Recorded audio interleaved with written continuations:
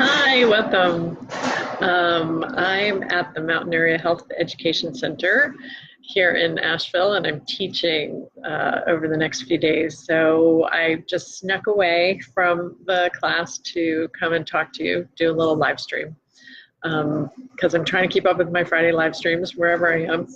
And the topic today is our contralateral movements. Now, I posted a video on Monday, which I'm going to right now put this in the comments.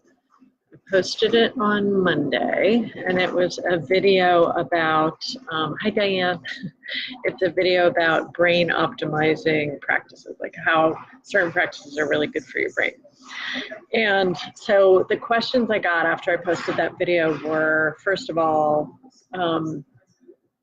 why are these kinds of contralateral movements good for your brain, was the first question. And then the second question is, how can I adapt them? Because even though, you know, the pose that I showed was just lying on your back, but there's lots of different ways to work with contralateral movements. So I'm sorry if it's a little noisy here. This is the cafeteria, I guess they call it the dining area of the Mountain Area Health Education Center, and they're setting up for our lunch because we have a group of about 33 clinicians with us for these 3 days, and we're teaching them yoga practices that are particularly helpful for helping to heal the effects of trauma and substance use and addiction challenges. So that's what we're working on right now. I could sneak you down there to see the room and see everybody practicing, but I don't know if they would like being on camera on my live stream. So I was just kind of trying to hide in the kitchen and hide out with you to talk to you here in the kitchen for a few minutes. Okay, so let's talk about this video, which I posted. So in the video, I'm lying on my back and I'm moving my right arm and left leg and then left arm and right leg. And so the question is, why is that good for your brain? So the main reason is because when you move the opposite sides of your body, this is called cross-crawl movements. It's like crawl, you know, it's one of the first things that babies learn to do, that kind of crawling movement.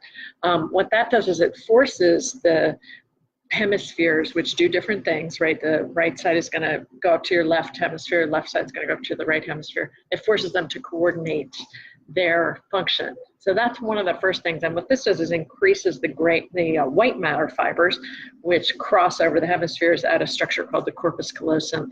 It forces that area of the brain to develop more connectivity.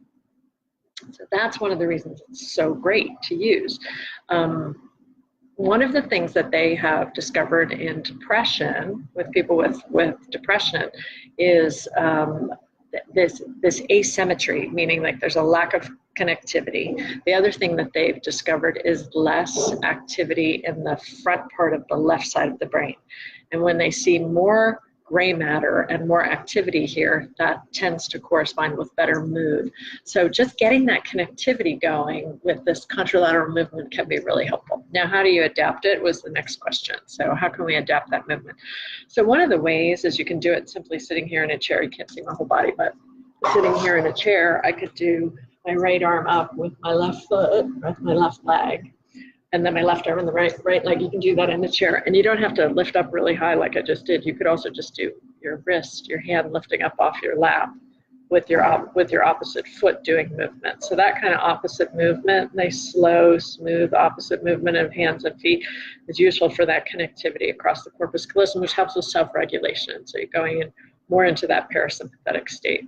And also, like, it forces you to kind of think a little bit, like, what am I doing? It's a little confusing. That kind of activity is useful for a front brain. Okay, then you could do it in a chair, you could do it sitting, you could do it standing up, you can do opposite arms and legs, and in fact, walking mindfully is exactly that, right? So walking slowly and mindfully and noticing the movement is helpful for increasing proprioception, helpful for increasing connectivity because it's a cross-crawl movement. So you can do it sitting in a chair, you can do it standing up, you can do it lying on your back, you can do it from tabletop pose, so from all fours, opposite hands and legs, doing opposite things. I'm probably missing, and certainly prone, right? So when you're doing cobra or locust, using the opposite hand and the opposite leg at the same time is another useful way to access some of this cross-crawl movement. Okay, so I hope that answers those questions. Oh, there was one other question that came in this week regarding this movement, which was, if this stuff is so good for your brain, then shouldn't you do it all the time? Like, how much of it is too much?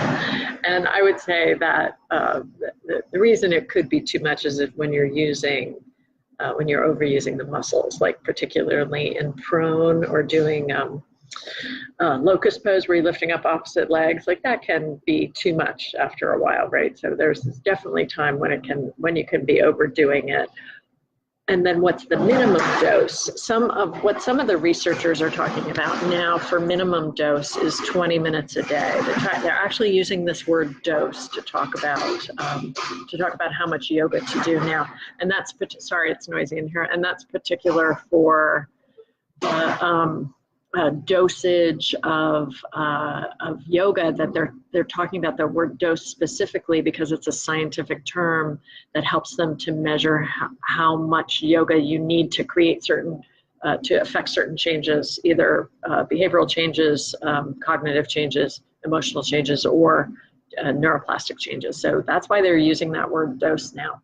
And the recommendations that seem to be coming out from some of the latest research is 20 minutes, which I think is fascinating, because the Maharishi Mahesh Yogi in the 60s told everybody to do 20 minutes of meditation a day. I think it's kind of interesting. There's something the yogis kind of knew, that this 20-minute was a minimal kind of dosage of yoga to start making lasting changes in the system. All right, so I'm going to run away unless you have any questions. Thank you, everybody, for being here, by the way. And feel free to leave questions here, and I'm happy to answer them later. And also, if you're not in the Facebook group, the Subtle Yoga community, please request to join that group. We're happy to have you there. So that's all for now. I'll see you next Friday. Namaste.